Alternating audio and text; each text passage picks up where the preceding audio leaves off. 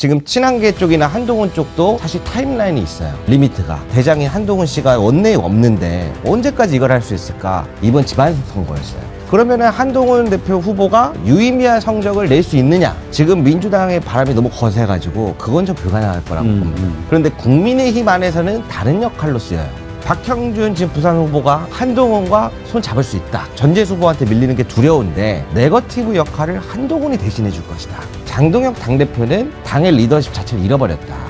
부산에 나간다는 사람이 서울 로펌. 제가 볼 때 미리 그 로펌이 이제 전혀 생뚱맞은 로펌이 아니라 본인이 알고 지내는 사람들이 하는 로펌이잖아요. 미리 얘기가 됐던 부분이고 지금 변호사 등록을 한 이유는 선거 공모물에 쓸 이력 때문이죠. 한동훈 전 대표가 지금 엄청 머리를 굴리고 있을 거예요. 대표 이력 3가지를 뭘로 뽑아야 돼? 전 법무부 장관을 쓰는 게 맞나? 가뜩이나 너 윤석열 묻어있다라고 하는데 그거를 안 써볼까? 그러면 전 국민의힘 대표 하나가 남는데 나머지는 뭘 쓰는 게 나한테 유리한가? 논란이 돼갖고 지역에 아마 뭔가 사무실을 내긴 낼 겁니다. 한동훈이는 부산에서 지금 뭐 하고 다니는가 이게 궁금한데 한동훈 얘기부터 먼저 해볼까요? 네. 누가 좀 취재를 심하셨나요? 제가 먼저 오늘 띄워볼까요? 네. 지금 한동훈 전 대표 같은 경우에는 부산 덕천역에서 그렇게 자주 보인다고 해요. 덕천? 예, 거기서 이제 아침 또는 밤 12시 이제 퇴근 막차 여기서 또 인사하는 모습들을 보이면서 활동을 하는데 좀 특이한 점이 하나 있어요. 이 무소속이다 보니까 당의 지원이 없잖아요. 그러니까 1대1 거의 개인 선거를 하고 있어요. 그러다 보니까 힘이 약할 수밖에 없는데 유튜브 쇼폼 플레이로 조금 이 선거 활동을 늘리는 그런 전략을 지금 가고 있다. 그래서 사실 이게 조금 어느 정도 파급력과 영향력이 있을지 그게 좀 미지수예요. 왜냐면 한 사람이 하루에 다닐 수 있는 게 한계가 있잖아요. 그렇죠. 네. 그래서 조직이 같이 움직이는 거죠. 네. 근데 진정호 의원도 지금 내려가서 돕고 있다면서요? 예, 그렇습니다. 뭐하고 돕는데요? 그게 지금 가장 큰 이슈인데요. 네. 그러니까 이 장동혁 대표가 미국에 가 있잖아요. 그러니까 이제 곽규택 의원부터 해갖고 친한계들이 기다렸다는 듯이 다 튀어나온 거예요. 그래서 뭐 단일화 해야 된다. 국민의힘 뭐 공천 내면 안 된다. 한동훈 덕분. 한동훈 밀어줘야 된다. 그렇게 하고 있는데 이제 장동혁 대표가 돌아오자마자 해당 행위로 진상 조사하자 그랬잖아요. 그러니까 한동훈 대표가 또 뭐라 하냐면 진상 조사는 지가 진상 그 자체인데 이렇게 강하게 나가고 있고 진정호 후보 같은 경우에 최고위원 같은 경우에도 하라면 해라. 나 무서운 거 없다. 그러니까 이제 지금까지 사실 계엄 이후로 친한계가 이렇게 사리고 있다가 이번에는 한번 터트려야 된다 해서 반란을 저는 일으키고 있다고 봅니다. 진정호 말고 또 도와주는 국힘당 의원들이 있나요? 있죠. 이제 전 대변인들이라던가 친한계 의원들이 한 20여 명 정도 좀 포진되어 있는데 그거와 더불어서 시너지를 내는 게 있어요. 지금 엊그제 지금 오세훈 시장이 초록색 넥타이 나와 기억나시죠? 그리고 서울뿐만 아니라 지금 경기도 다 독단 선대위를 구축한다 그래요. 이게 어떤 의미냐면 정당이 당의 도움을 안 받겠다는 거잖아요. 그렇죠. 그래서 제가 지금 국민의힘 의원 쪽에서 취재를 어제 해왔는데 왜 이런 현상이 벌어지냐. 중앙당 장동혁 대표 믿고 선거 치르다 전부 다 죽는다. 그래서 이거 다 지금 독단 선대위를 꾸리는 게 그러한 모습이 사실상 당내의 반발을 더 심화시키고 있다. 제가 이렇게 정리해드리고 있습니다. 근데 곽규택이 친한계예요? 아니죠. 네, 친한계는 아니죠. 그렇죠. 네. 그 사이. 네, 찐윤의 핵심 만약에 언더는 아니고. 네. 곽규택이 지금 친한계라고 만약에 자기 자리매김한다면 그건 우리 말로 갓나고예요. 그러니까 본인도 근데 그렇게 생각하진 않을 거고 이런 흐름은 있는 거죠. 예를 들면 모든 선거는 후보자의 성향을 닮은 방식으로 캠페인이 될 수밖에 없습니다. 왜냐하면 후보자를 벗어나는 캠페인을 하면 실패해요. 그렇죠. 그러니까 한동훈 전 대표가 제일 잘하는 건 공중전이에요. 그러니까 중앙이랑 싸우는 거죠. 지금 내려가서 하는 선거 양상도 공중전이에요. 그러니까 공중전은 뭐냐면 구도를 잡는 데는 유리한 점이 있죠. 그러니까 지금 보면 한동훈이가 부산에 왔어. 한동훈이가 부산에서 뭐 좀 하나 봐. 뭐 이런 거를 중앙으로 발사를 하는 거예요. 그래서 서울에 사는 저희 같은 사람들도 다 알죠. 근데 이게 부산 북구에 영향이 있냐? 제한적이죠. 왜냐하면 그 메시지는 모두한테 발신이 되는 거니까. 근데 지금은 아직 상대 후보가 없어요. 상대 후보가 없기 때문에 공중전을 해도 돼요. 왜냐하면 그리고 연고가 없는 후보가 거기에 가서 연착륙하는 방식으로서 나쁘지 않은 것 같아요. 저는 제가 생각하는 한동훈 전 대표의 정치력에 비해서 초반 랜딩은 좀 비교적 무난한 편이라고 보는데 문제는 지방선거, 특히 재보선처럼 투표율이 낮은 지방선거는 저도 뭐 현장에서 취재를 할 때 보면 이 진지전입니다. 어쨌든 조직이 동원이 돼야 돼요. 그래서 누가 성을 쌓고 있으면 그 성에 사다리도 놓고 올라가서 덤비고 싸우고 난타전도 하고 어느 지역에 가서 붙고 뭐 이런 게 나와야 돼요. 근데 지금 한동훈 대표 주변에, 전 대표 주변에 이 진지전을 해본 이런 선거를 경험해본 사람이 많지 않아요. 그러니까 예를 들면 진종호 의원 같은 거 내려가서 돕겠다고 하는데 뭐라도 도움은 되겠죠. 근데 진종호 의원도 지역 현장 선거를 한 번도 해본 적이 없는 인물이고 그런데 이걸 확장해서 보면 지금 장동혁 대표 주변도 그래요. 장동혁 대표 주변도 그런데 그러니까 한동훈 대표가 뭐 주말 사이에 쇼츠를 한 30개 올렸다고 하는데 뭐 서울에서 보죠. 한동훈 대표의 팬덤이 있다고 하니까 보는데 부산 북구 사람들이 아 우리 동네 한동훈이 왔으니까 이걸 내가 좀 봐줘야겠군 이렇게 보지 않는단 말이에요. 그러니까 이거는 어차피 중앙에서 소비되는 거고 그러면 지역에서는 뭘 해야 되냐? 지역은 그 지역의 선거사무장이라든지 선거 코디를 하는 분들이 철저하게 시간별로 동선 배분을 해옵니다. 그러니까 예를 들면 제 부산 북구라는 지역을 잘은 모르지만 부산 북구가 아침 6시에는 어디 가고 7시에는 어디 가고 8시에는 어디 가고 이게 있을 거예요. 선거 캠페인을 한 20일 한다라고 치면 지금 한동훈 대표한테 그런 프로그램이 있느냐 그건 아닌 것 같아요. 그러니까 뭔가 뭐 새로운 걸 하네, 막 당근을 하네 후보가 뭐 이런 건데 예. 이게 이제 새로워 보일 수는 있지만 이걸로 선거가 돌파는 안 될 거다.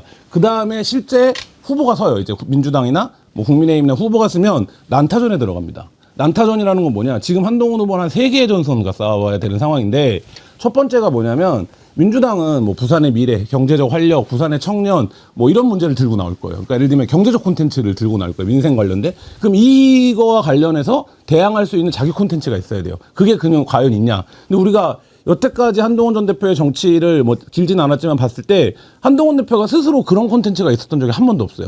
요걸 어떻게 할 거냐의 문제가 있고 또 한 가지 뭡니까? 국민의힘에서 누가 후보가 될지 모르지만 지금 장동혁 체제에서 절대 단일화를 안 해줄 거잖아요. 안 해주겠죠. 네, 그러면 국민의힘은 어떻게 공격할 겁니까? 배신자다. 한동훈 때문에 보수 분열해서 진다. 한동훈 때문에 지는 거다 이 선거. 이렇게 공격하기 시작할 거예요. 이게 상당한 말하자면 흔들 겁니다. 부산의 유권자층을. 한동훈 전 대표는 아니라고 하지만 그러면 그리고 한동훈 전 대표는 여기에 맞설 조직이 없잖아요. 이게 누가 소문을 내주는 거냐면 동장이라든지 그 지역의 뭐 동창이라든지 이런 사람, 야 한동훈이 배신자잖아. 윤석열 이렇게 된 거 아니야? 우리가 이렇게 그럼 여기에 누가 이제 맞서줘야 되는데 이런 이제 말하자면 기층부터 실제 조직까지가 없고 또 한 가지 지금 변수가 저는 개혁신당이라고 보는데 개혁신당 무조건 후보를 낸다는 거예요. 이준석 대표는 심지어 한동훈을 뭐에 비유하냐? 하이에나에 비유해. 그 지역구를 찾아다니는. 그러면 개혁신당이 출마하면 개혁신당은 당선이 목표가 아니지 않습니까? 그러면 극단적으로 뭘 할 거냐? 네거티브로 할 거예요. 근데 이 네거티브로는 선거를 못 이기죠. 그건 뭐 정설이죠. 근데 네거티브는 뭘 할 수 있냐? 상대 후보의 지지율을 깎아먹을 수 있어요. 그러면 개혁신당은 극단적인 네거티브를 하겠죠. 왜냐하면 이준석 대표 입장에서는 잠재적 경쟁자인 한동훈이 여의도에 입성하면 안 되니까. 자, 그러면 이 세 개의 전선에서 과연 개인 한동훈이 맞설 수 있느냐. 이런 부분에서는 좀 굉장히 회의적인데 한동훈 주변에서는 우리가 그래도 지금 초반에는 좀 잘하고 있다. 이런 평가를 하고 있는 것 같더라고요. 그러면 내친 김에 지금 한동훈이 나왔으니까 우리는 공천을 하지 말자라고 얘기하는 김도읍 의원이라든지 이런 사람들이 있잖아요.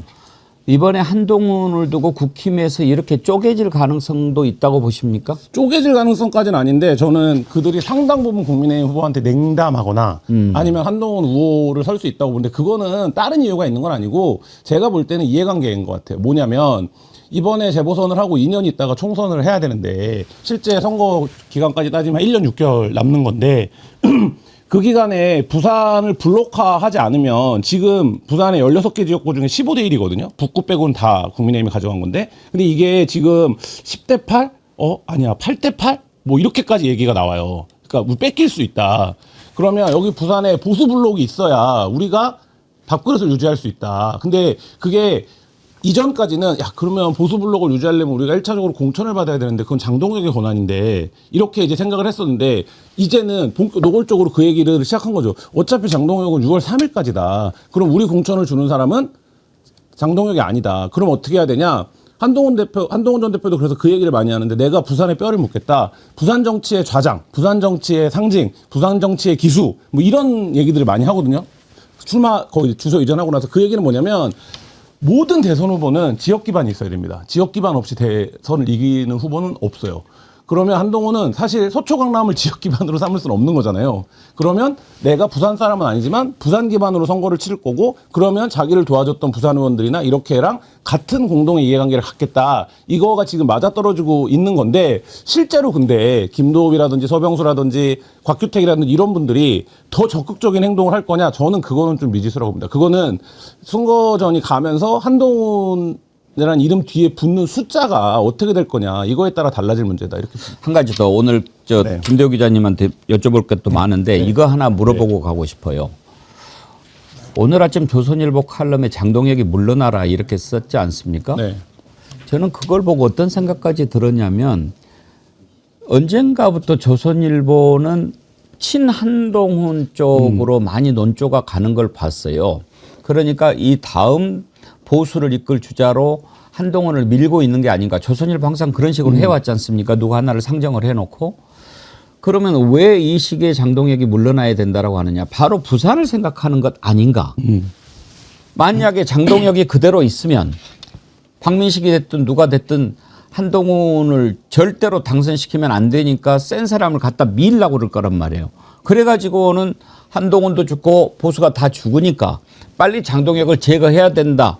이런 생각에서 조선일보가 그 방향을 잡은 건 아닐까. 그런 생각이 들었어요. 저는 좀 됐다고는 봐요. 근데 말을 안 듣는데 장동혁이. 장동혁 보고 물러나라고 한 지는 오늘자 신문부터 그러니까 박미가 결정적인 것 같은데 조중동도 이제 제목을 뽑는데 우리가 제목의 톤을 정하지 않습니까? 특히 이제 말하자면 외부 칼럼이라든지 논소리형 칼럼들은 제목 톤이 되게 중요한데 그쵸. 이 제목의 톤이 제가 볼 때는 박미 이후에 한 2단계 정도 업이 됐어요. 그래서 오늘 조선동아중앙이 그걸 다 썼어요. 장동혁 물러나라. 뭐 손절이라는 표현도 나왔고 조선일보 굉장히 노골적으로 썼고 뭐 이런 건데 저는 말을 안 듣는다라는 건 오래전부터 알았을 거예요. 조중동도. 그래서 우리가 많이 했던 얘기지만 제발 조중동이라도 봐라. 그거 유튜브 그만 보고 뭐 이런 얘기 많이 했던 건데 중앙일보가 돌아선 지는 굉장히 오래됐고 조선일보도 본격적으로 그 논조가 나오는데 뭐 이 방송 보시는 분들도 유의해서 보실 게 뭐냐면 신문의 논조는 필드에 있는 기자들이 결정하는 게 아니라 사설이나 논설형 칼럼에서 결정이 나는 거거든요. 그리고 그게 어쨌든 신문사에 있는 의사결정을 하는 데스크들이나 시니어들한테 영향을 미치는 건데 오늘자의 조중동이 일제히 장동혁 퇴진 혹은 손절을 얘기하고 나왔다는 건 굉장히 좀 유의미하게 봐야 되는 흐름이죠. 그쪽에 컨센서스가 이루어졌다 이렇게 볼 수 있는 거죠. 근데 저도 어때요? 예. 이 부분 보면서 정말 예리하시다고 생각되는 게 사실 TV조선이나 조선일보 그리고 조중동 자체가 지금 친한계 쪽으로 기운 것 같다는 느낌이 드셨다고 예. 하셨잖아요. 이 흐름이 얼마 전부터 굉장히 강하게 계속 유지되고 있어요. 그러다가 오늘 아침에 그런 칼럼도 나온 건데 이게 왜 그러냐면 아까 오세훈 시장이 왜 선대위를 독단으로 꾸린다고 했을까요? 지난번에 오세훈 후보가 나온다 안 나온다 막 마지막까지 했지 않습니까? 근데 그 후보 등록 마지막 날까지 서대문 미술관에서 사실은 놀고 있었거든요. 그런데 이제 당에서는 후보 빨리 등록하라고 막 전화로 압박을 하는 상황이었어요. 근데 그때 요구했던 게 그러한 이 선관위 부분을 독단으로 하는 그런 거였는데 목적 자체가 당대표 물러나라였어요. 그래서 나경원 의원이 얼마나 꽃가마를 태워줘야 되냐. 좀 오만방자하다라고 저격했던 것도 그런 부분이고 지금 친한계 쪽이나 한동훈 쪽도 사실 타임라인이 있어요. 리미트가. 왜냐하면 친한계가 아무리 친한계라고 해도 원내에 이제 대장인 한동훈 씨가 원내에 없는데 언제까지 이걸 할 수 있을까? 그래서 제가 친한계 의원실들 다니면서 항상 여쭤보는 게 친한계 의원이 활동하는데 타임라인이 어디까지일까요? 라는 질문을 많이 했었거든요. 예. 이번 지방선거였어요. 왜냐하면 본인들도 국회나 여러 가지 활동을 해야 되는데 의정 활동을 공천을 못 받으면 와야 되는 게 자연스러운 수순인 거예요.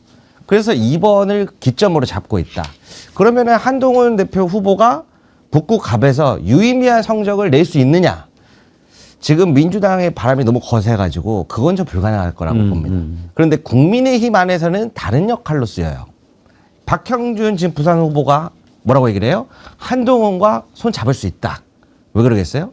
전재수 후보가 지금 전재수 후보한테 밀리는 게 두려운데 말씀하신 것처럼 네거티브 역할을 한동훈이 대신해 줄 것이다. 그러한 서로 간의 이해관계가 맞아서인 거고 장동혁 당대표는 지금 친한계 의원들이 튀어나와서 무소속 후보 돕는다부터 독단 선대위 당의 리더십 자체를 잃어버렸다. 라고 해서 그 다음에 논조로서 아마 가고 있는 게 좀 맞다고 보여집니다. 근데 한동훈이가 이번에 뭐 부산에 로펌 뭐 변호사 등록을 했다고 그러는데 부산이에요? 아니요, 서울 삼성 서초동에. 그 왜 부산에 출마하는데 서울에 로펌 등록해요? 그래서 그게 조금 이슈가 좀 있는데요. 명분은 예. 부산 북구 사람들의 지역에 관련된 현안이나 이런 민원들을 접수하겠다라는 건데, 근데 문제는 위치는 이제 서초동에다가 했으니 그러니까, 예. 사람들은 어떻게 보겠어요? 아, 부산 북갑에 당선이 됐다 하더라도 서울 왔다 갔다 해갖고 부산에 없겠구만. 앞뒤 행동이 다르다. 말이 안 되죠. 원래 그런 변호사 비판을 받고 개업한다면 자기가 출마할 그 지역구에 변호사 사무실을 내가지고 무료 변론을 많이 해주고 그렇죠, 그렇죠. 이런 식으로 하는 것인데 부산에 나간다는 사람이 무슨 로펌에 서울 로펌에 그러니까 제가 볼 때 미리 그 로펌이 이제 전혀 생뚱맞은 로펌이 아니라 본인이 알고 지내는 사람들이 하는 로펌이잖아요. 그러니까 네. 그 미리 얘기가 됐던 부분이고 지금 변호사 등록을 한 이유는 선거 공모물에 쓸 이력 때문이죠. 그러니까 직업을 써야 되는데 직업을 뭐 무직이력으로 쓸 수는 수가 없잖아요. 없고. 그러니까 이제 변호사 등록을 했으니까 변호사 어디 소속이 있어야 변호사라는 로펌을 쓸 수도 있고 처음에 공모물 때 무소속 같은 경우에는 그 뭐 정당 소속도 마찬가지지만 앞에 세 줄을 넣을 수 있거든요. 그러니까 예를 들면 예비후보 되면 큰 이력을 3개 넣을 거란 말이에요. 한동훈 전 대표가 지금 엄청 머리를 굴리고 있을 거예요. 뭐 대표 이력 3가지를 뭘로 뽑아야 전 되나? 법무부 장관 전 대표만 해도 2개 아닌가? 그렇죠. 그렇게 2개인데 예. 전 법무부 장관을 쓰는 게 맞나? 예를 들면 지금 부산의 정서나 이런 거에서 봤을 때 윤석열에서 벗어나고 예, 윤석열에서 이제 지금 가뜩이나 너 윤석열 묻어 있다라고 하는데 그러면 이제 그거를 안 써볼까? 그러면 전 국민의힘 대표 하나가 남는데 그럼 그 다음에 나머지는 뭘 쓰는 게 나한테 유리한가? 뭐 이런 거예요. 근데 앵커님 말씀대로 좀 더 머리가 잘 돌아가고 정무적 판단이 되는 거면 무조건 북구에 그 지역 변호사 사무실 당연하죠. 열죠. 네, 근데 그거를 안 하고 이미 얘기가 됐던 부분들에서 거기를 한 건데 제가 보기에는 이게 논란이 돼갖고 지역에 아마 뭔가 사무실을 내긴 낼 겁니다. 네. 그 이해가 안 되더라고요. 제가 이거 개인적으로 분석하기에는 그 한동훈 쪽 측에 가장 큰 뒷배라고 불리는 조갑재 대표 있지 않습니까? 예. 만나서 이야기를 쭉 들어봤을 때 이번 선거에서 유의미한 승리를 바라지 않더라고요. 장기적으로 갔을 때 결국에는 내란 청사를 민주정부에서 할 것 같고 그러면 지금 찐윤계라고 불리는 사람들이 다 정리되는 수순일 것이다. 근데 거기에 있어서 그래도 계엄 당시에 표결이라도 참여했던 한동훈계가 이번 선거에서는 유의미하진 못하지만 장기적으로 봤을 때 그러한 행보들을 준비하고 있는 게 아닌가 싶습니다. 현실적으로 출마 선언문에도 나오는데 저는 뭐 그 안에서도 다 머리가 좋으신 분들인데 2등이 목표라고 봐요. 그러니까 현실적으로는. 그러니까 뭐 지금 밖에 나와서는 허장성세처럼 당선이 될 것처럼 얘기를 하지만 그래서 이번 재보궐 말고 다음 총선까지 얘기를 하고 있어요. 그래서 제가 아쉽게 생각하는 것 중에 하나가 조국 대표도 거기에서 한번 붙었어야 되는 거 아닌가. 그렇게 해서 한번 해보는 게 정치인 어차피 차기 뭐를 노린다면은 그렇게 한번 해봐야 되는 거 아닌가. 혹시 부산 가보셨나요? 네. 한동훈 만나봤어요? 아니, 그렇죠. 만나진 않고요. 평택은? 네. 평택은 안 가봤습니다. 우리 김대호 기자는 발로 뛰는 기자니까 혹시라도 한번 현장에서 네네. 분위기를 취재하면은 현장 한번 분위기 들려주십시오. 네, 알겠습니다. 제가 현장 분위기보다는 이제 관계된 사람들을 만나서 이야기를 했는데 이제 그 부분과 관련해서도 한동훈 측에서는 지금 그걸 굉장히 아쉬워한다 그래요. 조국 이 대표가 나와야 한동훈 대 조국으로서 자기의 지지율이 잘 나오는 게 목표거든요, 이번에. 그래서 내가 한동훈 오히려 네. 나오기를 원했겠죠. 그렇죠. 그래서 그거를 아직도 아쉬워하고 있다라는 이야기가 나와요. 왜냐면 이제 하정우 수석 이제 거론되긴 하는데 하마평에 오르긴 하지만 나오게 되면 좀 힘든 부분들을 예상을 많이 하나 봐요. 인지도 때문에? 이제 왜 그러냐면 그 인지도도 있는데 전체적으로 구도가 안 맞는데 조국을 상대했을 때는 명분이라도 생기는데 근데 이제 전재수 후보 시장도 그렇고 민주정부는 약간 미래지향적인 지역 민생과 경제 미래지향적인 아젠다를 가져가는데 그러면 한동훈 측에서 가져가고 싶은 건 뭐냐? 대결 구도란 말이에요. 인물 구도.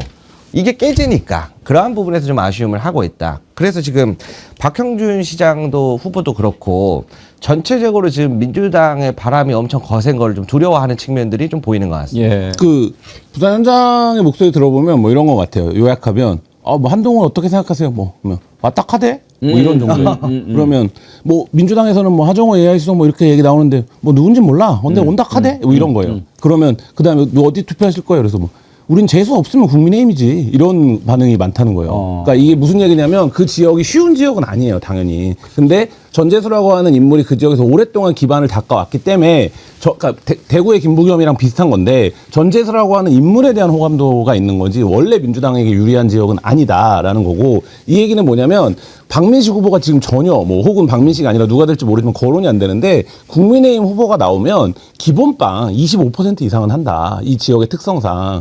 그러면 보수적으로 선거는 어쨌든 그 숫자와 공학으로 완성이 되는 건데 전재수 후보가 50에서 53, 48에서 53 사이의 바운더리에 있었어요. 그러면 누가 오더라도 전재수를 대체할 수 없기 때문에 전재수보다 낫겠죠. 근데 민주당이 총력전을 하고 지금 얘기하신 구도나 바람의 측면에서 봤을 때 40 이상을 득표한다라고 보면 몇 프로가 남는 겁니까? 한 60에서 55%가 남아요. 근데 이 중에서 한동훈 후보가 이길 수 있는 유일한 방법은 국민의힘 후보를 15나 10 정도로 만드는 건데 그게 가능하냐? 한동훈이 그 정도 파괴력이 있는 인물이냐? 근데 거기 현장에서도 그렇게 보지는 않는 거예요.